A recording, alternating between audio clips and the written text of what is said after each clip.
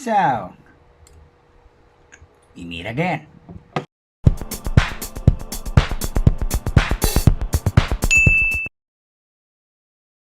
Hi TCMayerS. Again, I am Rick and we will be talking about the parts of your cell. All of us are made up of cells. And just like our body composed of tissues and organs to perform specific functions in order for us to live, our cells also does have specialized structures within that to perform a specific function. These are what you call the organelles. In simple analogy, organelles are just like organs but within the cell. There are three basic parts of our cell. First, it has a cell membrane which protects itself from any foreign substances that does not belong inside the cell. Number two, it has a cytoplasm responsible for giving a cell its shape and keeps organelles in their places. And number three, lastly, your nucleus, by analogy, is considered as the brain part of the cell.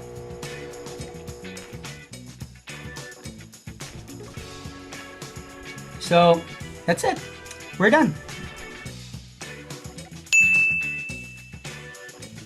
The cell membrane, aka plasma membrane. Its function is to keep toxic substances out of the cell. To do that, this membrane contains specialized receptors that allows only specific molecules to go in and out of the cell, which of course will be used by your cell for its specific functions. Why does your cell need a cell membrane? I want you to imagine a house with a gate and you're in it. Would you allow any stranger to just go inside the house, eat all of your food, get all the valuable, or maybe destroy all the things inside your house, and you're just going to do nothing about it? Of course not. You will only allow specific people to go inside the house.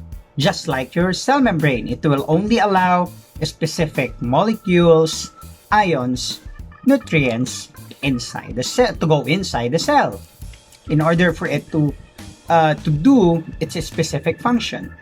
Of course, I wouldn't allow any strangers to go inside the house and eat my cake.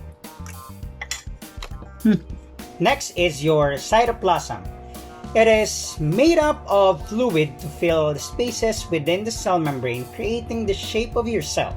It also keeps the organelles intact and in their places. It contains molecules such as enzymes, which are basically responsible in breaking down waste and also aid in metabolic activities of the cell. Of course, the next one is your nucleus. Because we save the best for last. Nucleus is the one that controls the activities within your cells. And there are three parts to the nucleus.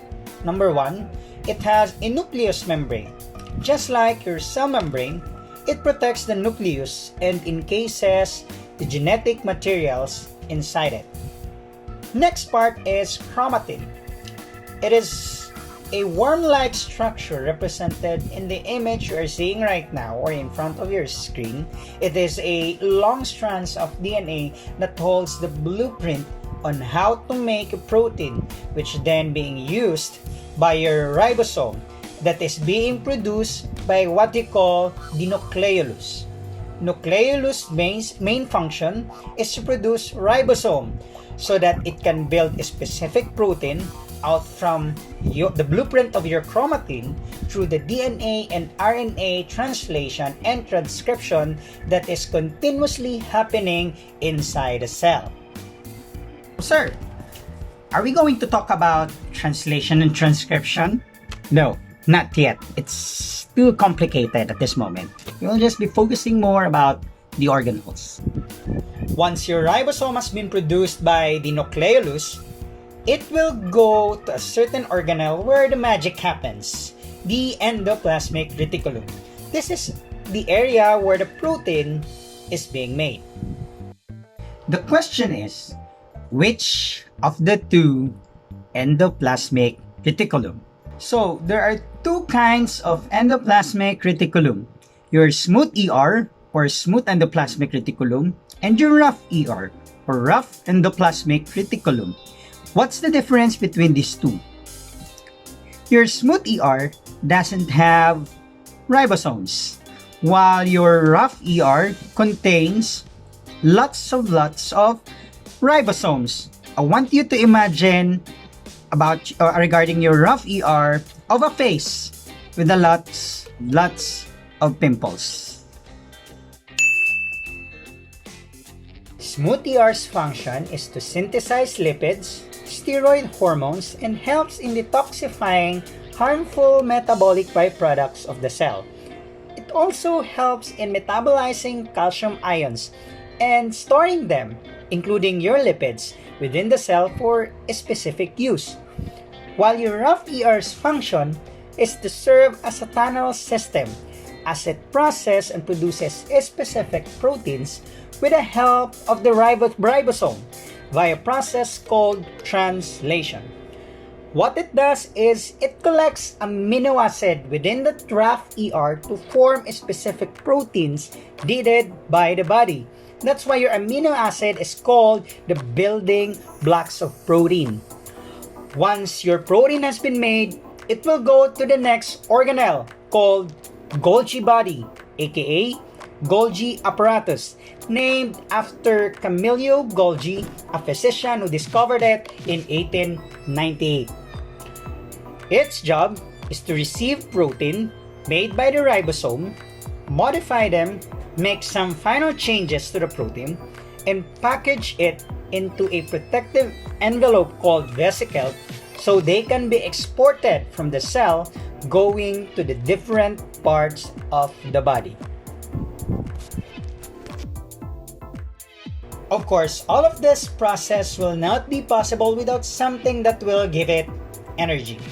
And that is the function of your mitochondria. Your mitochondria is famous to its name as the powerhouse of the cell. What it does is it creates what you call the adenotriphosphate or ATP via a process called cell respiration. This ATP serves as the energy used by your cell to perform its specific function. The next organelle that I would like to discuss is the lysosome. If our body have a digestive system, so does your cell. So the major difference about you and the cell is we eat a lot and we get fat, while your cell doesn't. You need justice. You know what? I'll invent something so that even if we eat a lot, we don't get fat. Lysosome is like a digestive system of the cell. It contains certain powerful enzyme called hydrolytic enzyme that breaks down food, protein to amino acid, also kills pathogens, it other waste product and byproduct materials done by the cell. And since this guy is a binge eater, again just an analogy, it also destroys and digests old cell via a process called autolysis, which usually occurs in injured cells or dying tissue. Your cell also does move, and the one that is responsible in the movement of your cell is your cilia and flagella. The cilia is characterized as hair-like organelles that causes a slow movement of some of the cells that have it.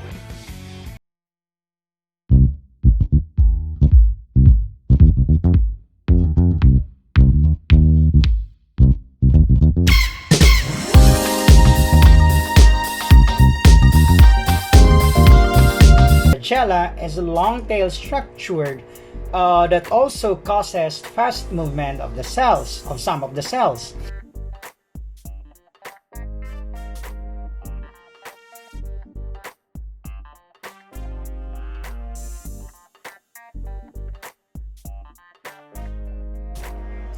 The next organelle that I'm going to discuss is your centriole. Its function is to help in the formation of the spindle fibers that separate the chromosome during cell division, called mitosis. All of the organelles that I have mentioned so far are part of the animal cell. The next organelles that I will be mentioning is all about the organelles of the plant cells.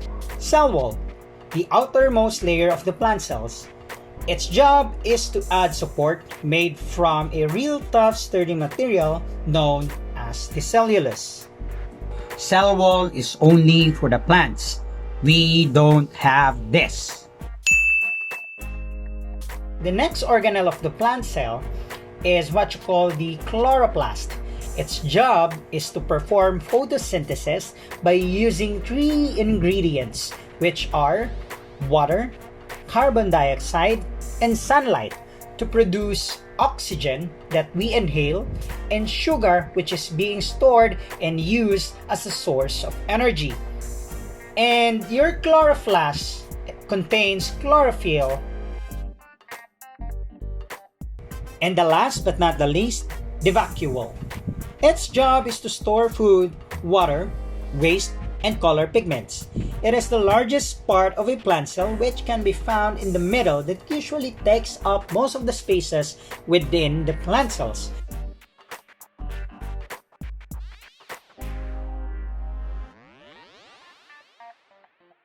While in animal cell, it has two small vacuoles which can be found here.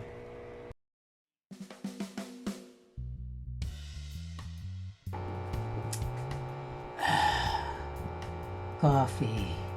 Alright, that is all for today. I hope you learned a lot from this video. Click that like and share this video.